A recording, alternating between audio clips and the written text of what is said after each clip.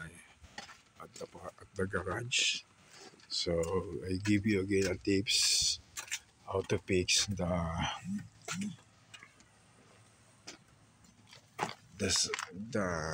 strip in your side door like this.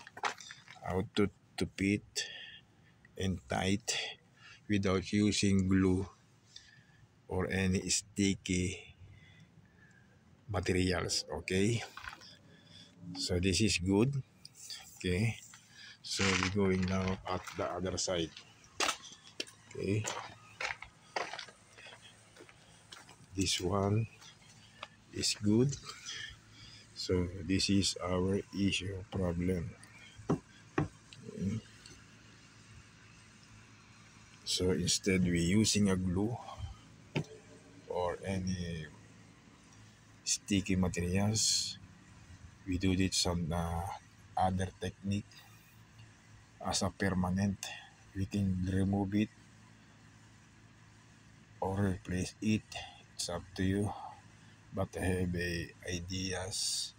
I give you a tips how to fix this problem without glue or sticker. Okay, let's watch this. So guys, we need a based in my experience and idea. We need a authentic materials to be permanent or non-permanent. Okay, so we're going to start it now. Our using materials, how to fix that or tight that skirt beside your design in your door, the side skirt in your door. Okay, the design between sliding door and the driving or passenger side. Okay, so this is, we need a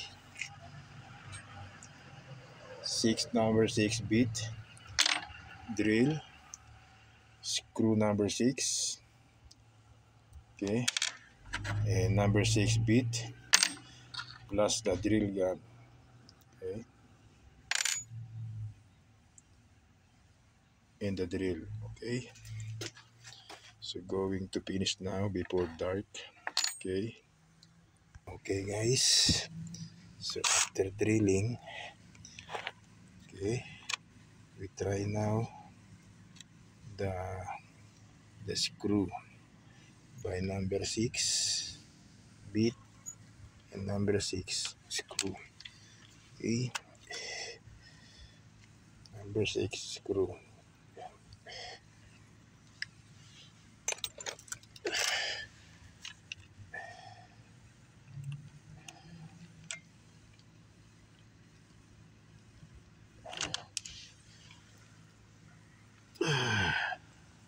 Okay, it's dark.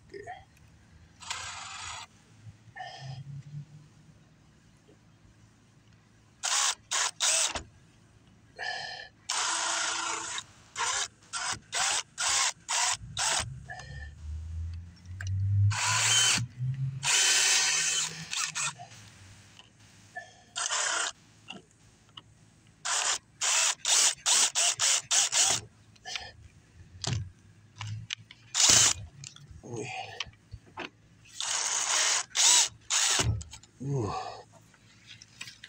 Okay.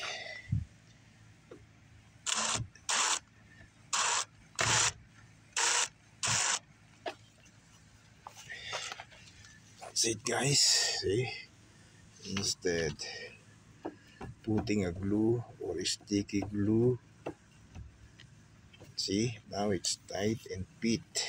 Okay, it is temporary or permanent, it's up to you. Okay, so the important tool. Okay.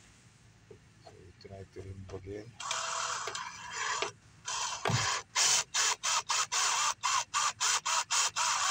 To create the hole by small speed only, lowest speed. See, lowest speed and a little bit tight.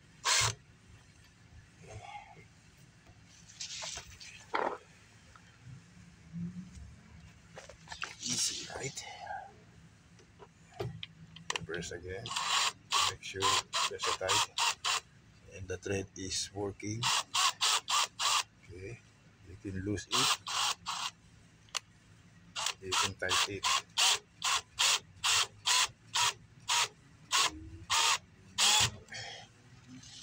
See, loose thread now.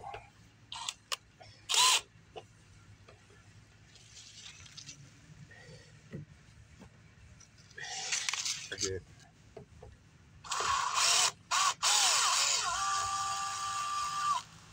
Okay, you can lose it, you can tight it. Not too much tight to avoid loose thread.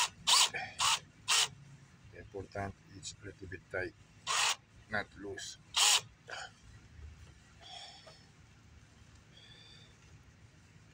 Yes.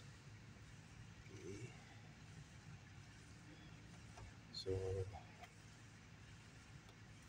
that's it for now, guys. How to tight your side skirt in your door, sliding door or front door. Okay, passenger or driving passenger seat or driver seat or sliding door or back door. Okay, so the important not wiggling, see, not moving, see, because it's tight. Okay, so okay, that's it for now. You can check your YouTube channel and click the button and notification bell for upcoming tips for the for my blog on my YouTube channel. And subscribe for more tips and amazing tips. Okay, so see you guys again for our blog for tonight. I hope you like it. Please like and subscribe and click the notification bell. Sorry for upcoming upload for this week. Okay, see you guys.